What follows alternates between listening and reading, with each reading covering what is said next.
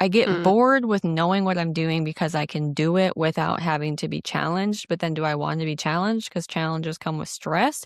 Honestly, for me, the bottom line is like, what if? What if Yeah. I did something else and then what would my life look like? Welcome back and happy Tuesday, turkeys. How long have we known each other? We've known each other for 2 decades. I am not apologizing for who I am or what I like or the people that I love. How do I be a wife? How do I be a mom? And how do I be myself in all of that? You didn't see that coming, did you? Good morning. Happy Tuesday. Happy Tuesday, Turkey Tots. We're back with an episode that I think I would like to call Career Ennui.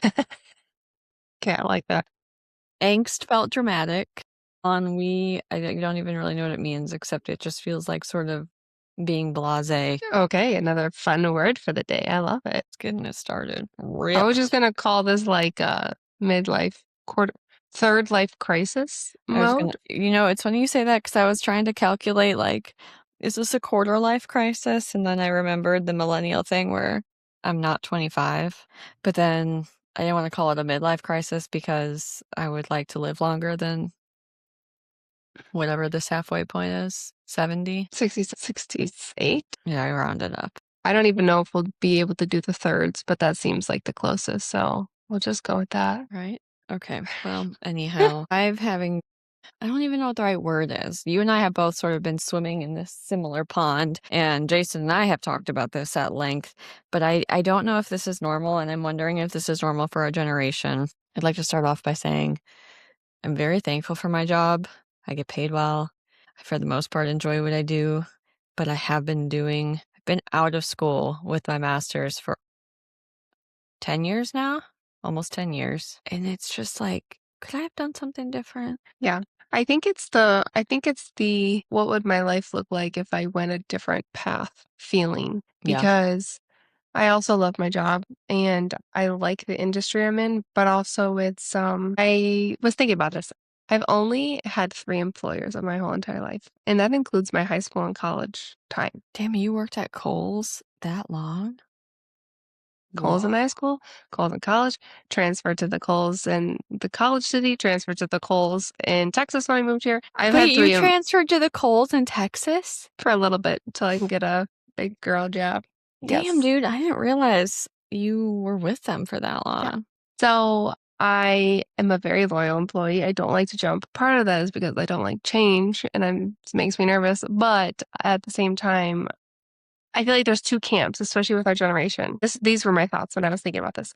There are those like myself and kind of you who haven't jumped around entirely. Like the places we've been there for a good amount of time. Mm-hmm. And it's like, I've been doing this so much and so long. Like, this is my expertise. When I think of doing something else, if I were to even consider that, it's like, I don't even know how to do anything else because I've been doing this for so long. And now I have I would be really literally be starting over. And at this age with 2 kids, I can't really start over, I feel. Yeah. And then the other part is like, if people are jumping around a lot, like some of our generation is like, "Ooh, I'm going to go from this tech company to this one because every time I get a small pay raise and it's just blah, blah, blah, blah." That would feel unsettling too. And it's like, do I like jumping around? Do I like, I would feel like I would want a home base eventually. Yeah. And I feel like that would be career blasé, if you say. I don't know. I keep having these thoughts that, you know what, I just like journaled questions to myself, mostly Oh, because there you I'm go. also just nosy at people in our age range are having this. I'm going to rapid fire these off and then we can talk as we will. But I was saying, did my childhood basically decide my career for me? This is specific to me, and probably healthcare workers in general, but like, is my emotional hypervigilance the reason I'm good at my job? Probably somewhat, yes. Is it normal to wonder if I should, would, or could prefer to do something else? Like, does everybody kind of go through this spurt at some point? Am I annoyed at my job/career choice, or am I annoyed that I feel like I can't ever get ahead? And is that my job, or is that the current financial climate? Sometimes I wonder if I'm just annoyed at, like, at large, what's happening with our economics in the US, and just it doesn't feel like economic mobility is very accessible right now. This is my big daddy question. Do I want to be challenged to prevent boredom, or is boredom okay because I'm not stressed at my job and it's very manageable? That is like a constant seesaw I ride. If I wasn't helping people professionally, would I feel more inclined to have children? Another question for my healthcare people. Does holding space for other people's emotions in difficult times all day result in me being more callous with the people I actually care about because I'm already emotionally depleted? Like, I wonder if I would be nicer Oh yeah. I wonder or if have I would more have more. tolerance. I wonder a lot if I would have more patience with my children when we've reached these peak, moments of Yeah. tantrums. I'm like, would I have handled this situation better if I didn't just handle 5,000 today and manage 20 other people's emotions? Yeah. And answered Yeah. 16,000 questions. Yeah. A few more. Is being around death giving me an appreciation for life, or am I getting too paranoid about dying young? This is a new one that I wonder about a lot. Is anyone else feeling the pull between risk and reward with some regularity at work? Like, again, the risk of like doing something different versus, I don't know. And then, has anyone else been a lifelong employee and suddenly want to work for themselves, but have no idea how that would possibly work, slash, don't have the capital, slash, don't feel like they can take the risk? 'Cause I never thought I would be interested in doing something for myself. And suddenly I'm like, oh, it would really be nice to be the captain of my own ship, but then it's my fault if it sinks. That's scary. I Anyway, just had an epiphany when you were saying those last couple sentences. I feel as though, at least in my perspective, with the financial climate right now and the economics today, I feel like everyone it's like inflation kind of. Maybe this is a stupid analogy. thank you. I almost said symphony. I'm like, well, that's obviously not the right This word. is I like the word symphony. Let's use it. Thanks. But it's like people and jobs today, I feel expect more, but you're not making the more that you feel like maybe you should in this Yeah. climate of today's world. So it's not translating. So then you're like, well, I'm working so hard for this person. What if I just had a little bit more autonomy and worked for myself? Hmm. I feel like that's kind of where I can see that boiling down to. It's just like maybe a little bit more time freedom. Now I know entrepreneurs like spend almost even more time working because it is all on them. But yeah, it's an interesting conundrum. I think for me a big driver is what you just described, sort of with inflation and just economics in general. I am over the course of my career, my salary has almost doubled since I got my big girl job. My spending power and my savings ability, none of that has doubled. I Correct. do not feel like I'm a big spender. I mean, granted, we're paying on a house, but it's just all of the shit. Like my student loan, every time my salary goes up, my student loan goes up in tandem. So I'm like, is this even did I even get a raise? Barely. Not really. Wow. And then, well, whole other can of worms for a whole other day. But, we bought our house very reasonable for what our salaries were. We essentially bought our house so like my husband could have afforded the payments, mortgage, taxes, insurance by himself without me. Mhm. And now our homeowner's insurance has gone up. I hate math. 4 times, like quadrupled Wow, in 8 years. No, not even 6 years. that's crazy. So you just like our mortgage payment has increased. Our mortgage payment has almost, no, it hasn't doubled, but it's gone up $1,000 or more. But, like, between taxes, like, your appraised value for taxes and then your insurance, especially in Florida, Yeah. that makes My such a huge difference. my taxes and insurance are now equal to my mortgage payment monthly. So it's that kind of shit Wow. where I'm like, okay, so I'm doing more, but then it makes you think like, did I pick the wrong career? Could I be in something where I could make more money? As far as my career field goes, I think I'm making the most that I could be making. I'm for sure making the most I could make as an employee with Mhm, what I'm currently doing. I don't even think that I could do the equivalent in private practice because of the benefits, mhm. 401ks and health insurance and all of that, and then paying 30% as a small business owner in income tax. I don't think I could dollar for dollar it be the same 40 hours, if that makes sense. Yep. But sometimes I'm like, could I have been like a physician? Probably not. But do you know what I mean? Sometimes I just think like I really wasn't all that interested in school back then and I did well in college, but I like learning so much more now, I feel like, than I did back then. Yeah. And I just was sort of going through the pipeline. And I also didn't know about so many things. There's so many things. There's so Even many jobs. Bro, even just in healthcare, perfusion, I didn't know what a perfusionist was. I probably don't have the science ability for it, but they make great money. What is that? I don't even know what they are. I don't know what they do. They manage something. They work in tandem with cardiac a lot for open heart procedures. Perfusionist? Yeah. I'm How do you curious. define it? I know what they do in the specific job, but I can't give a generalized description. Well, it's interesting because, well, let's a trained clinician who operates the heart-lung machine during cardiac and other surgeries. Oh, okay. I didn't know that they did that every time. So there's basically when you do like a full cardiac bypass surgery, they are running your blood through a machine that's perfusing it with oxygen and putting it back into your body because Got it. they're bypassing your heart. There's another time they do that with a lung bypass for certain lung injuries. Perfusionists sometimes also manage that pump. Anyhow, no responsibility. A lot of responsibility, but you're not a physician. You're not Right. liable to be sued. You're not Yeah. a private practitioner. I think their school is a master's program, so not a Big Daddy. Way fucking better than being a nurse practitioner, in my opinion, because you're not having to be like a provider and you're not I under agree. the thumb of a physician. Same with being a PA. But I didn't even know what a PA was anyway. There's just like all these little niche things just in my lane in healthcare that make more money for a master's. I didn't have any clue about that. And I sure as shit ain't going back to school now. I wonder if this is a side tangent. I wonder if to be a perfusionist, you have to still be like a nurse and an RN and kind of work your way up. You don't? So you don't have to wipe any butts either? Oh my Bro, don't even get me God. started. What are we Jason doing with our Jason lives? has said this too because he went back to school after having 2 different degrees for nursing, and he was like, I should have just gone to perfusion school.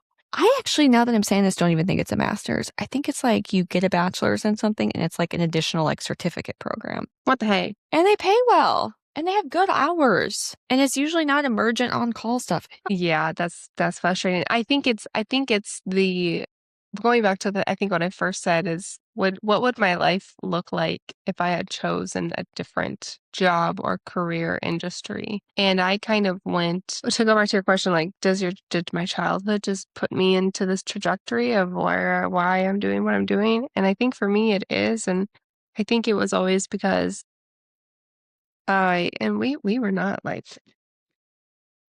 in trouble or not well off, but there was conversations around money that I would listen to, and I'd be like, Mm-hmm. I don't ever want to have to worry about money. So I'm not going to be a teacher. No offense to the teachers. I think they all deserve to be paid more, but they're Oh not. yeah. And I'm like, no, I don't want to do that. And no, I don't want to do wiping butts. So doctor medical route is out. But of course, now it's like there's a lot of different paths within that. So when I went to college, I was like, well, the only thing left is like business, I guess. And business people usually make a lot of money. So it's like I kind of narrowed it down and then just a happenstance got into this industry and I love it. And it's fun and it's crazy and it's exciting and exhilarating because it's sales. But sometimes I'm like, I think what happened with me is I had kids. And now I'm like, could I have just not set my life up this way and like just lived on a prairie and homeschooled it? That would be kind of nice. It kind of goes back to our feminist conversation. It's Yeah. like I got all ramped up in that and now I'm here and I'm in the workforce and I can't get out of the workforce.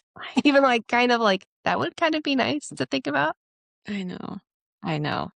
I know. It's so interesting. And sometimes I'm like, I'm good at what I do. This is my other thing of, stress versus excitement, because my first career was very exciting and very stressful. Well, career. It's all been the same thing. It's all been with my same degree. It just very like I went from law enforcement to healthcare, which felt like a big pivot, but very exciting. High risk, high reward sort of entertainment. And it was so good for my nosiness. But I was definitely stressed out. Now I am the least stressed I've ever been at a job. There is like stressful aspects to it. Hella aggravated. Shout out to anyone that works for the federal government. Gets real frustrating out here. It's very rewarding, like what I do for patients and helping people and all of that. But I just get bored. I get Mm, bored with knowing what I'm doing because I can do it without having to be challenged. But then do I want to be challenged? Because challenges come with stress. And then I keep playing this game of finding random side tangents. It's probably the best solution is to let my job stay what my job is and just be steady and straightforward and I can handle it. And then find other tangents in my normal life to do that I find interesting, like this, so that I have something to engage my brain with. But I was even explaining this to side tangent, we listed our house with the realtor. I was explaining this to the agent, and because we did for sale by owner first. I was like, I had so much fun finding a thing and a problem and then learning everything about it and then trying it out and having this whole other innovation sidebar. And I really enjoy making processes better. There's just things that I've learned about myself that I enjoy doing that I don't get to do in my current field. And it's probably because the federal government just doesn't change. So there's just not room to innovate or try something new or improve a process. Really, it drives me bananas. So then I go find all these other outlets. But then I'm like, man, if I would have known back then how much I love doing that stuff now, I wonder if I would have tried to get into, even within my current field, if I would have tried to fit into sort of like a different niche. Yeah. I mean, yes, the side tangents are fun. I even love like a good home project really fulfills my need for doing something. At this point in my life with 2 kids and my current job, it's like I can't add a lot more to my plate. No. And that's why I'm like, man, I wish we could just like give each other a little I'll give you a couple challenges. You give Yeah, me right. some like not like your job is both of our jobs are very hard in their own ways, but I do understand you feeling like almost like, do I need to be challenged? And I'm like, I've had enough challenges. Yeah. I can give me a second. Yeah. Yeah. Oh, but it's hard because wherever you are, there's like it's always like you want what you don't have kind of thing. Or is like, is the grass greener because I could maybe be more fulfilled if I'm doing XYZ. I think everyone has these feelings as I'm talking. They have Yeah. to, right? We can't be the only ones. I know. Is anybody just like, oh, yeah, my job is banging? Some people probably, and I am so happy for you. Even if you're doing the thing that you always dreamed you would do, you've got to still wake up in the morning some days and just wish you could fuck off. Or maybe I'm just a lazy turd. I don't. No, I agree with that. I feel even the people that are living their dream and they've entrepreneured something. They have their own business and they've gotten through the really, really hard part where they're trying to on-ramp it and it's successful. Like that sounds like a dream thing to do. But I guarantee you those people are really hard days and Yeah. really hard decisions. And I think just I feel like there's always going to be something. No, there is. There is. I think it's what I just told you. My big thing is I go on this like, I want to do something new. Let me try to make an innovation project. Haha, it will never change.